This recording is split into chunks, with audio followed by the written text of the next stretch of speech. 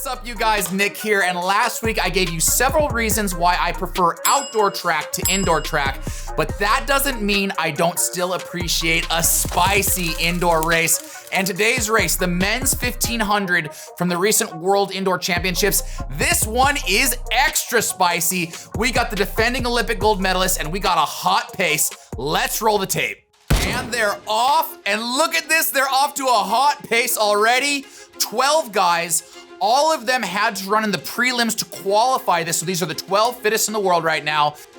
And these guys out front, these are not rabbits. Of course, if this was an exhibition meeting, you would think that they were rabbits. This almost looks like an 800. Let's get a 200-meter split for this guy out front. Abel Kipsang from Kenya, not afraid to full send it, coming through in 27 seconds. You guys, this is, if they keep this up, this is going to be a world record 1500. A hot pace, unlike what we saw at the NCAA championships. I will be doing a race recap of that. Through 300 meters, Kipsang still out front. Jacob Ingebrigtsen makes the move on the rail. Now he moves into first. It looked almost like Kipsang let him get up there. Maybe Kipsang says, I am not trying to run wire to wire. He's happy to sit on Jacob Ingebrigtsen, who is the defending Olympic gold medalist. He makes his move up front, but not slowing down at all, as we just saw. 55 seconds through 400 meters. They didn't slow down an ounce, and Jacob looking so relaxed here. He's looking over his shoulder. Is he gonna try to go wire to wire here? I have to think that he is. Not easy to do. In the back there, the US members.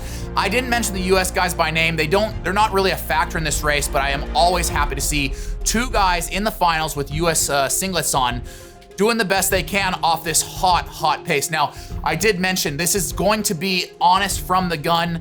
And if I'm Jacob, that's what I want, right? I'm the class of the field. I'm the defending Olympic gold medalist. I don't want it to slow down. I don't want to have a chance that some scrappy 800-meter runner sits and kicks. Like, if I was in this race, let's say by some miracle I qualified for this and I'm in the race, I don't want to see a fast pace. I want it to be slow. I want it to be just like that men's NCAA 1500-meter race, where it becomes a sit and kickers race. It becomes an 800-meter race. And we just got an 800-meter split. That was 1:53. That means they have slowed down. That last lap, in fact, only 29 seconds, so you see the world record time getting away from him, the course record getting away from him.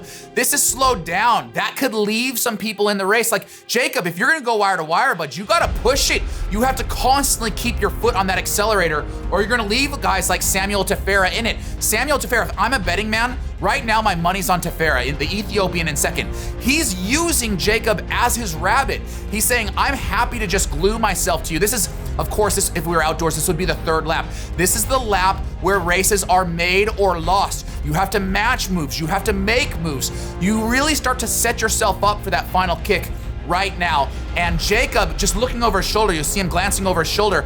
He doesn't want someone to come out of nowhere in lane 2 and fly by him. Like, if I'm outdoors, I'm running in the outside of lane 1. Indoors, I'm running right on that rail in order to get around the curves as fast as possible. And as we enter the home stretch here, we have exactly 1 lap to go. Jacob has to run away from Tefera. Tefera right on his heels. If it's me, I know I have less than 200 meters to go. I use this backstretch. I make my move now, but Jacob holding him off.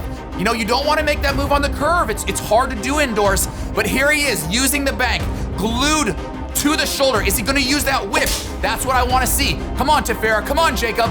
And he does. He swings wide to lane 2 with only 50 meters to use. He has enough. Boom. Tefera over the defending Olympic gold medalist. What an insane race, you guys. I got 3 takeaways from this one. Number 1, Jacob took the lead at about 300 meters.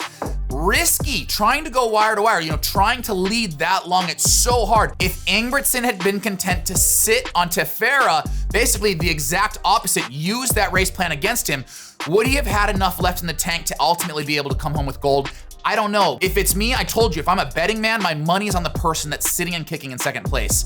It's just so much easier to do that than to try to go wire to wire. Number 2, Abel Kipsang from Kenya. A huge performance for that bronze medal, but man, the guy got out so fast for the first 200 meters. You would think he was running the 800 the way he got off that line.